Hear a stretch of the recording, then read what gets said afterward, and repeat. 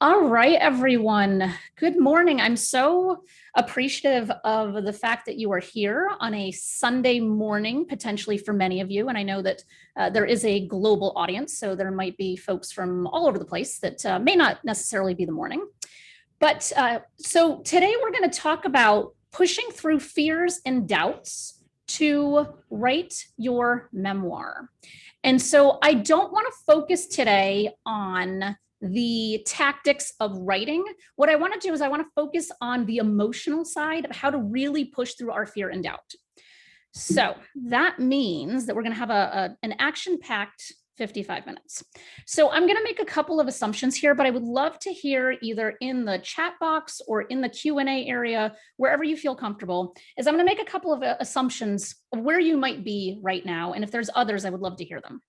That you know that you have a story to tell and you know that you want to write your story, but you were afraid potentially for a couple of reasons. Number one, these are reasons that I hear the most often, that you believe that no one will want to read it, or you feel like it's just not compelling enough, or that you believe that you might be hurting your family or friends by writing it and or telling your story.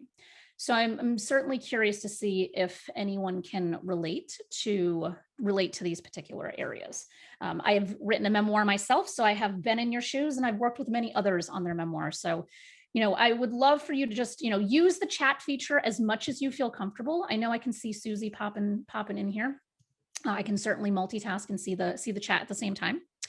And so, what I want to cover today, I really just kind of said it, is we want to talk about mindset, because if we can get into the right mindset to be ready to tell our stories, then that can be the thing that can really be a driving force and a North Star, if you will, for actually getting it done. Because when we're in the right mindset, the writing side of things kind of comes along. When we look at resources available for writers, as many of you are probably well aware, there are writing resources in every possible direction.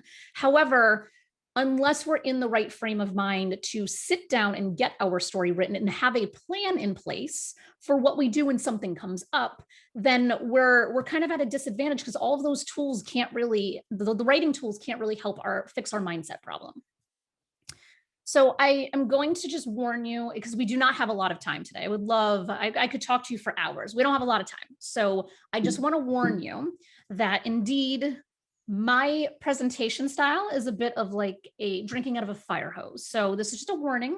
And I know that this is being recorded and you will have access to it after if you were here and attending. So you can go back, replay if you need to, certainly slow it down if you need to, but I want to make sure that I leave you with a plan at the end of this time that we have together.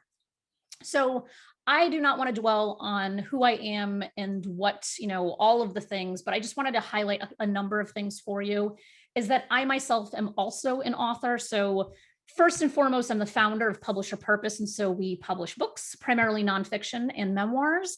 And I've also written 4 nonfiction books, my memoir, and a journal. So our publishing company has published over 80 books, and I've worked with well over 200 authors at this point.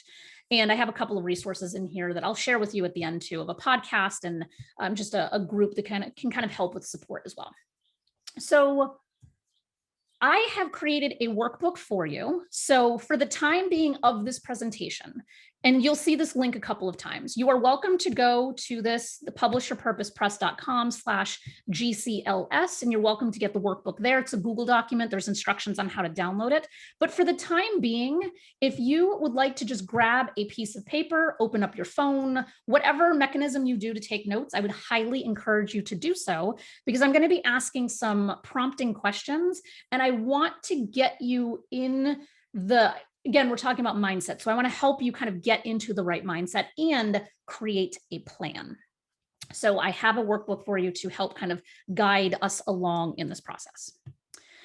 So before we get into a lot of the questions, perhaps, or maybe some of the tactical plan creation, what I want to encourage you to do is just step back and start with the end in mind. So just kind of imagining yourself for a minute of, what does your book look like at the end of this process, so imagine it's a year from now, 2 years from now, however far from now, that you have it written, it is published, it is out into the world, people are reading it, they are enjoying it, you're hearing positive feedback from it. I want you to kind of start with that kind of mindset. And oftentimes, what happens, and this happened with me, is that as I was telling people that I was working on my story and I was writing my memoir, I had a lot of particularly people close to me who would say, "Oh, your story reminds me of this book," or "Your story reminds me of that book." And so what I did, and I encourage you to do this as well, and there's space in the workbook for this, is capture that information. So it doesn't have to be formal. You could just bookmark it in your internet browser. You could take a picture and put it on your phone. But when I was telling people that I was working on my story, these are the 3 books that came up consistently from a variety of different people. And I don't think that my story fits into any one of these really, really distinctively, but there's themes and pieces from each of them that kind of carry through. So what this does is that when we have kind of inspiration, so all 3 of these memoirists are, I think these books are all very brilliantly done. And you probably have some memoirs that you're super inspired by as well.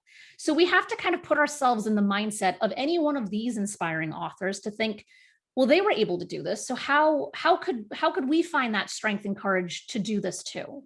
And so what I want you to do, and just write this down on a piece of paper right now, or certainly use the workbook if you were in it, because I see that there's a number of people in it now. Just write down super quick, what memoirs have inspired you? It doesn't have to be just the first couple of memoirs that are popping into your head. Do not overthink it.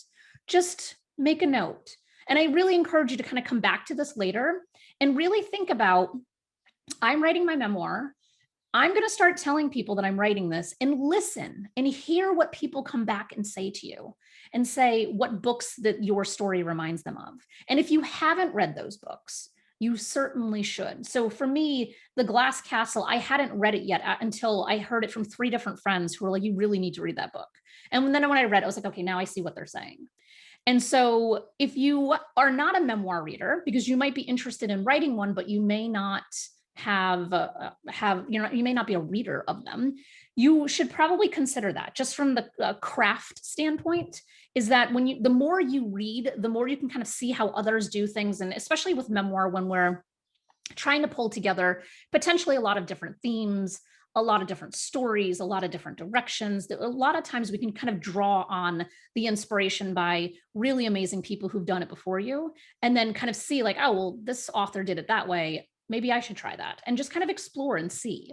And a person to consider checking out if you are not familiar with her work already is Dani Shapiro, and it's Dani. And I think her website might be danishapiro.com, but she's a serial memoirist. I believe she has 7.